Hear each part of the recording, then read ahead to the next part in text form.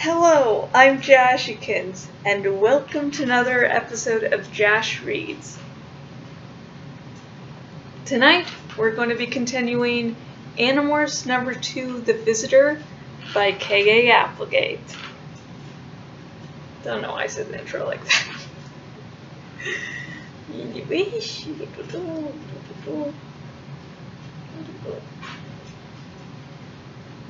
I wanted to tell the jerk to step off. What I wanted to say to him was, "So, you still want to go for that ride?" What I really said was, "Rrrr." The guy stopped dead.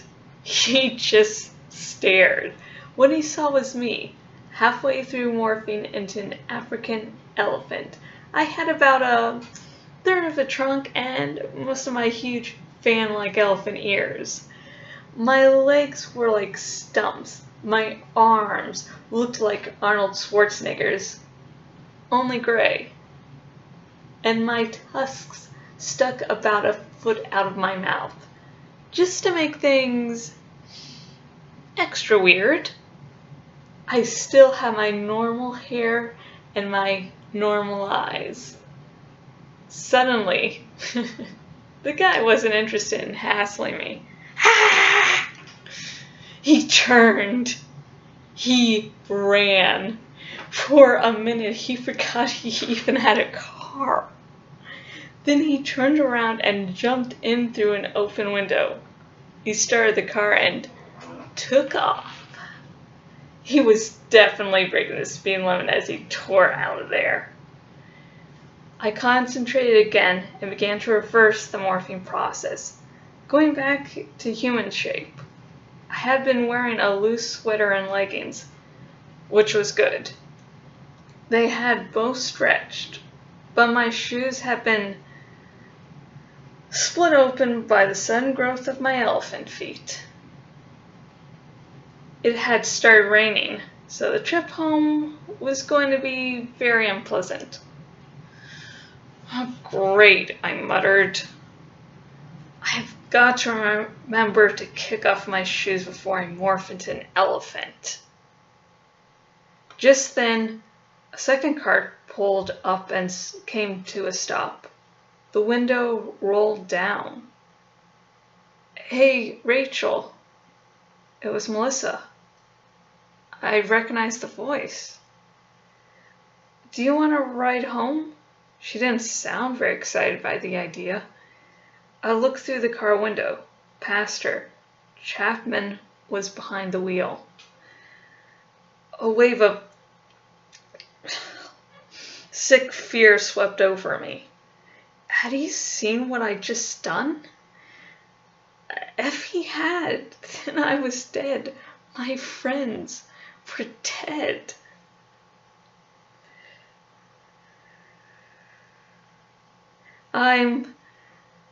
I'm fine," I said. "I could use the exercise." "Nonsense, young lady," Chapman said, sounding like his usual assistant principal self. "It's beginning to rain. Get in." What was I supposed to do?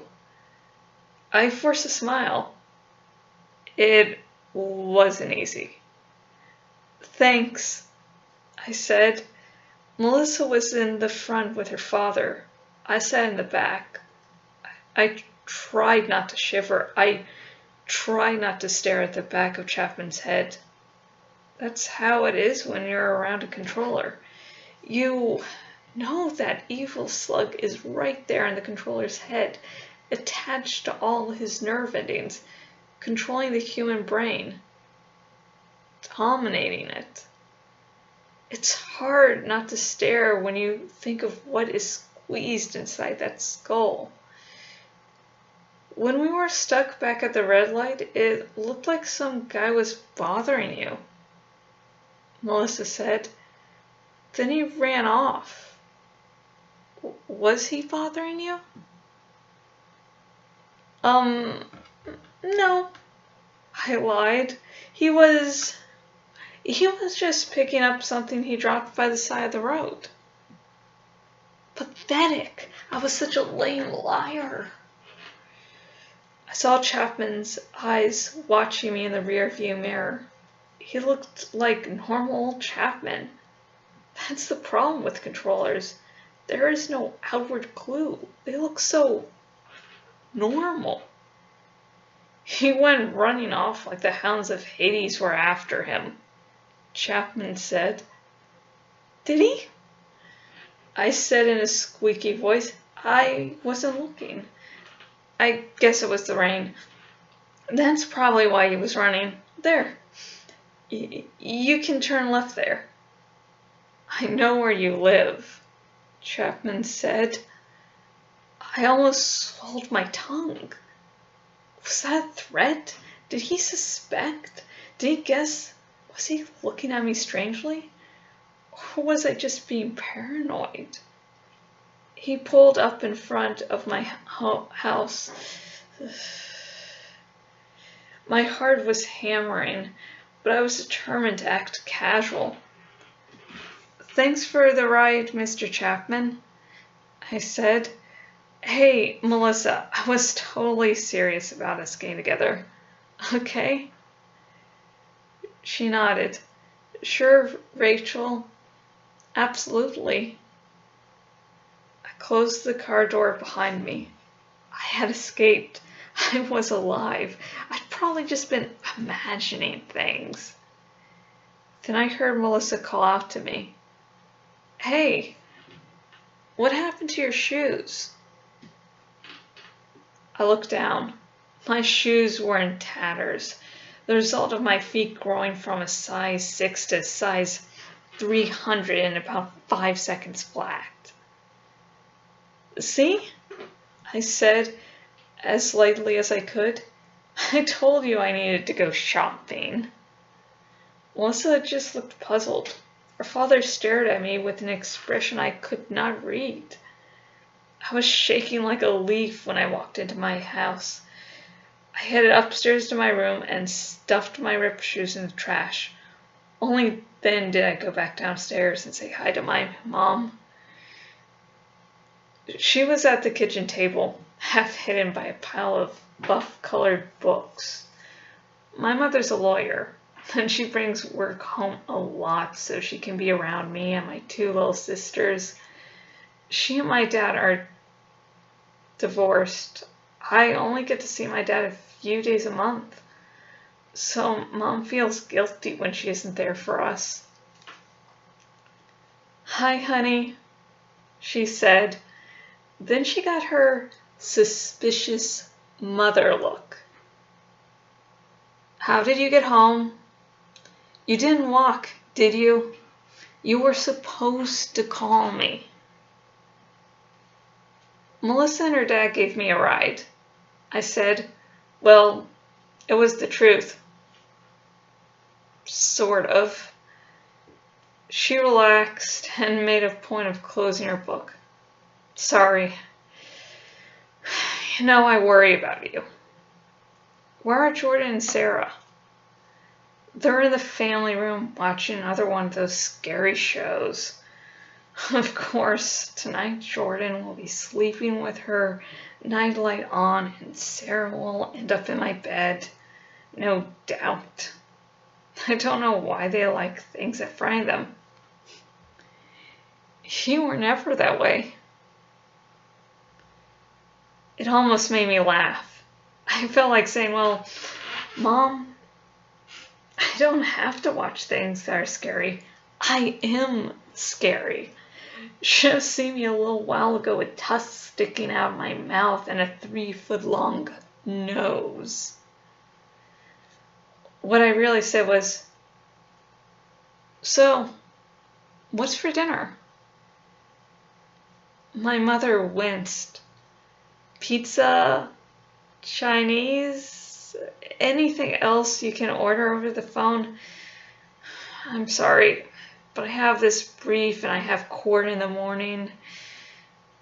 Mom, I told her for maybe the 1000th time, I don't mind pizza, Sorry, but your cooking isn't all that great, so it's no big deal ordering pizza. We'll at least get some veggies on it, she said. After dinner, I called Jake. Do you want to come over? I said. I got that new CD if you want to listen to it. There was no CD, of course. It's just that we always have to be careful. Like I said, Jake's brother Tom is a controller. He could be listening on the extension. Then I called Cassie and Marco and told them the same cover story. When they arrived, I told them about Melissa. And then I told them about my little run-in with a creep. I did not tell them about Chapman driving me home. I don't know why. But when I saw the way Marco exploded, I was glad I hadn't told them the whole story. Okay, that was dumb, Marco said. What if that guy is a controller? He wasn't a controller, I said scornfully. Why would the Yeerks want to make a controller out of a punk? They want people in positions of power. We don't know that for sure, Jake said. Tom isn't in a position of power. And how about people driving by in their cars or looking out of the windows of their homes? Marco asked. And what if he runs and tells someone about this girl who suddenly sprouted a trunk and tusks? No one is going to believe a lowlife like that, I said. His friends won't believe him, Marco said poisonously. But a controller would believe him. A controller would know what it meant. Yes, a controller would know what it meant. A controller like Chapman. Or even Melissa. If she was one of them. I felt sick. It was like my whole life was nothing but lies. Lies to Melissa. Lies to my mother. Emily was lying by not telling the others the whole truth. Okay, I screwed up, I muttered. You sure did? Marco crowed. You screwed up so... Marco let it drop. Jake said, Rachel knows she made a mistake. We all make mistakes. Marco rolled his eyes. Cassie gave me an encouraging smile. It was dumb putting yourself in that position, Rachel. You need to be more careful. But still, I'd have paid my next 10 allowances to see the look on that guy's face. The important thing is that it doesn't sound like Rachel can use Melissa to get close to Chapman. Jake said, not if she's a controller herself, and not if she's going to continue being weird to Rachel. I guess we'll have to find another way, I said quickly. I mean, we know where Chapman's office is. We know where his house is. Maybe we could just morph into some small animals and hide out. Small animals like what? Marco asked. When Jake turned into a lizard, he got stepped on. He lost his tail. Besides, what are you going to morph into? A cockroach? We all shuddered at the thought. The smallest, strangest thing anyone had morphed so far was when Jake had done the lizard. It creeped him out big time. A roach would be even worse. The problem with being a cockroach, I said, aside from the fact that it is too gross to believe, is that roach senses might not even be useful to us. Can a roach hear in a way that would make it possible for us to understand what we're hearing? We all looked at Cassie.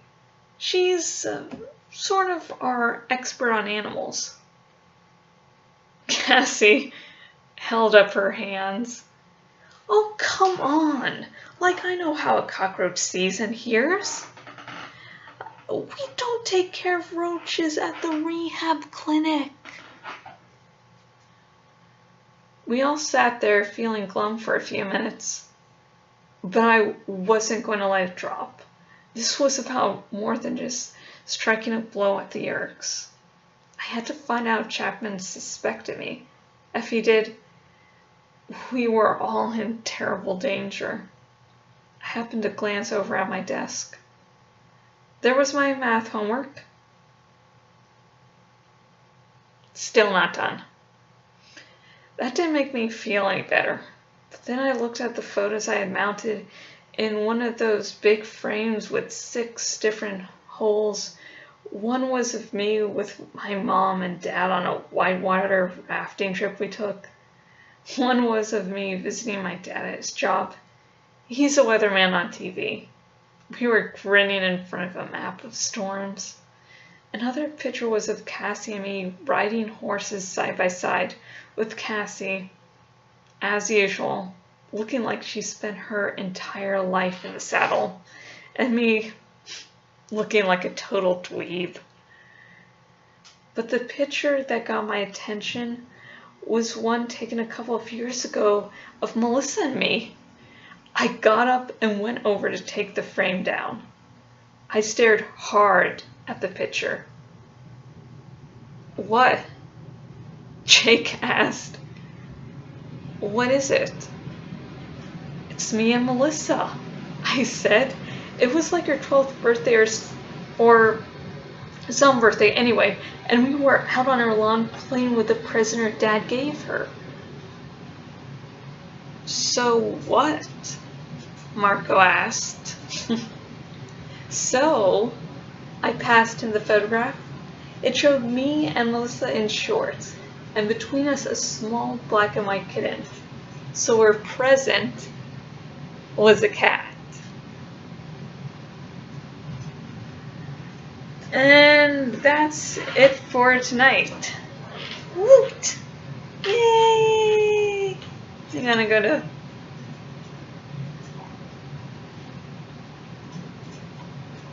I felt I started losing my voice like halfway through the reading there.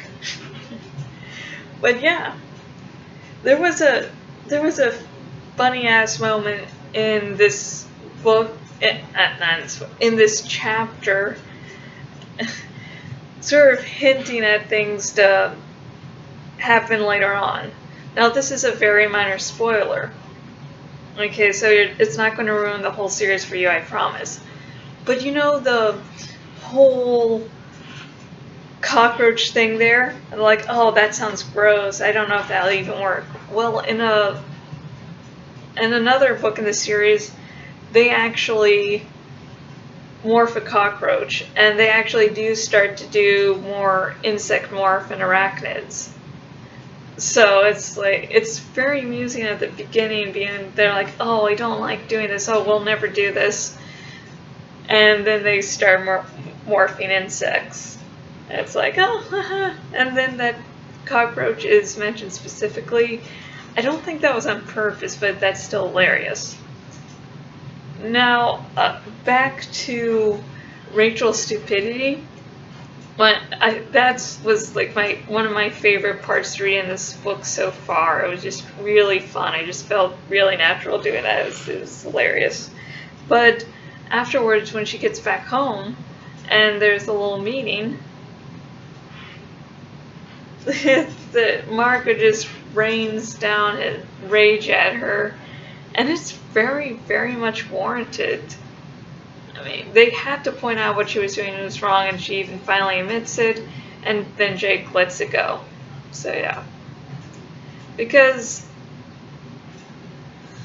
like, if you're angry that they actually did something illogical, I explained in the last chapter, my sort of feelings towards it, but in this chapter specifically, of course they need to rant on her because Rachel, if that shit had gone a different way, she could have given up the whole human race there, then. So yeah, if you have any comments about this chapter or anything that stood out to you, please comment below. No major spoilers. Minor spoilers like I did of they morph insects and they do morph a cockroach. That's not really giving too much away because I didn't tell you why they start to morph insects. And major spoilers though, no. It's like, oh, this character shows up and this character loves cinnamon buns. And if you mention the actual character, yeah, please don't do that until we reach that book. It's just... I'm just imagining people who are getting into the series this way and just decide to check out the video going, why is she getting so fucking amused by mentioning cinnamon buns? Oh, trust me, you'll see why. You'll see why I get totally excited over cinnamon buns and why me and other Animorphs sort of got into cinnamon buns. I didn't realize cinnamon buns to me are like, eh. But anyways, comment below with your comments. I would love to interact with you. And if you're watching this on the YouTubes, please like and subscribe. Subscribe so you can get updated every time there's a new chapter out. If you're watching this on my blog, there's a follow by email option, and so you'll get alerted every time there's a new post on my blog, and I do these lovely videos as well as a bunch of other stuff.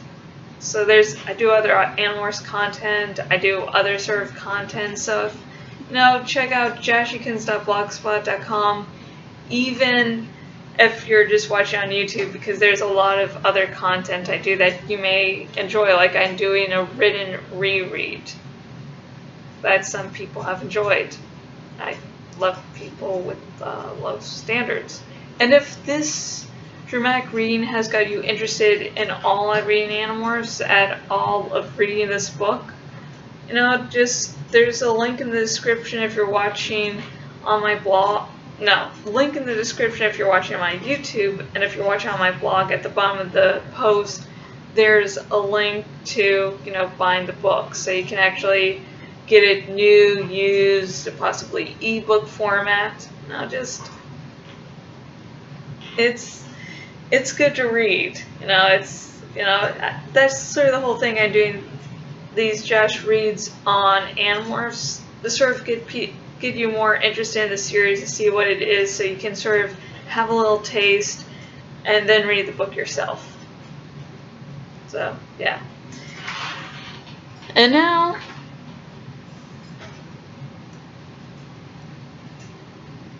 this is the part where you just drink a little.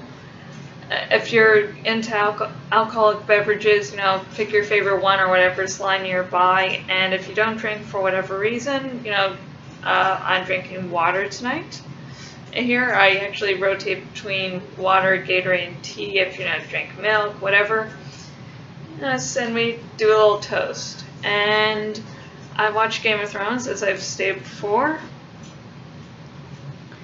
We lost Viserion last episode, so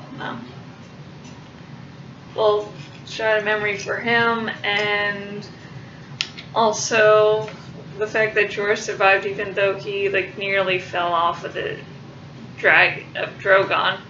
If I hadn't heard the leaks that he survived that episode, I would have just, died, passed out, have to rewind, be in the hospital, be very, very embarrassing. Anyways, Yeah, and here's to those two things, and also for a good Game of Thrones season finale. And hope for, we can stand the hiatus. I'm sorry. I'm in pain.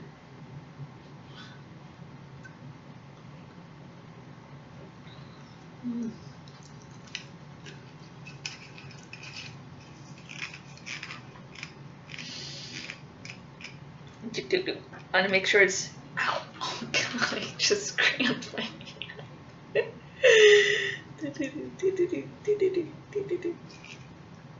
So yeah.